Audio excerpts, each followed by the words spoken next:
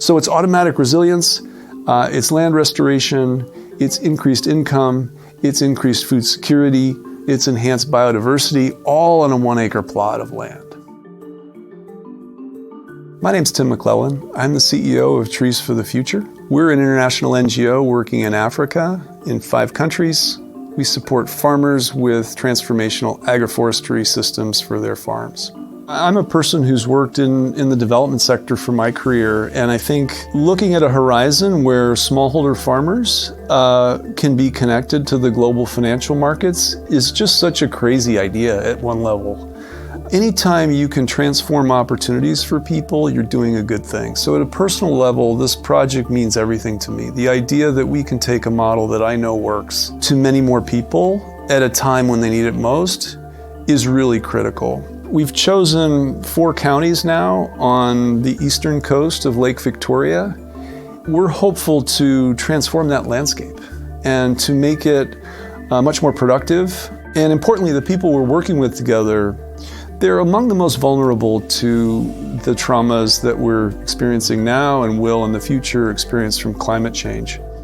We've put together a couple of principles that are fairly straightforward to communicate and to promote for farmers. The first is to pick a piece of property that they are willing to put under a new system of working. Typically, they've been growing maize and beans once a year. We're going to ask them to put that plot into production for the full year. We're going to help them to grow and situate a living fence, which is 3 rows of closely spaced trees that soon form a barrier. It's also a set of native plants on the outside and fast-growing nitrogen-fixing species on the inside. That's very, very helpful for improving the soil. In addition to that perimeter, you then have alleys of, again, nitrogen-fixing plants that create further biomass and further soil amelioration. And then we do a plan with our farmer and we say, okay, well, what do you want to get out of this? And we literally sketch out a plan together.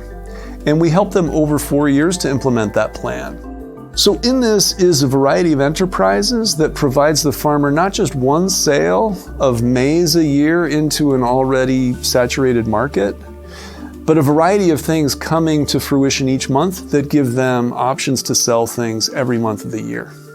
So it's automatic resilience, it's land restoration, it's increased income, it's increased food security, it's enhanced biodiversity, all on a 1 acre plot of land. With Catona's partnership, we're of course entering vast numbers of farmers into the global carbon market. Their portion of our carbon sales is going to come to them personally. One of the important pieces of our work is that 50% of the farmers are women. And so return of carbon revenue directly to women who've been doing the work on the farm is extremely powerful socially in Western Kenya and in Africa in general. It starts to become the way of doing business around there. People will see and understand the benefits and they'll quickly try and transition their own farming activity to it. We've measured in all of our locations the food security, and by year 3, it's already ascending into what is kind of a global standard of acceptability by the UN and other agencies that measure these things. I think overall, the communities, especially if we can saturate with the forest gardens, it becomes a much more resilient community. So it may be obvious, but I think we're engaged in a pretty pioneering effort.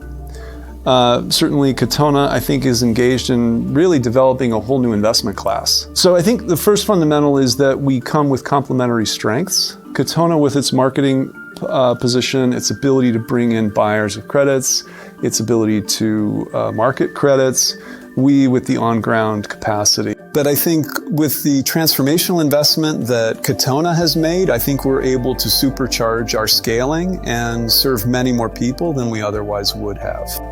And if we're successful in bringing in new buyers of our credits, we can go as high as 75,000 hectares. It's been a very important partnership. We're at a point where investors can really feel good about what they're doing and the change that they're bringing. It's really at the crux of people most in need at this time, and I'm very, very proud of it. We're just going to be better, and our credits are going to be very, very powerful in the marketplace.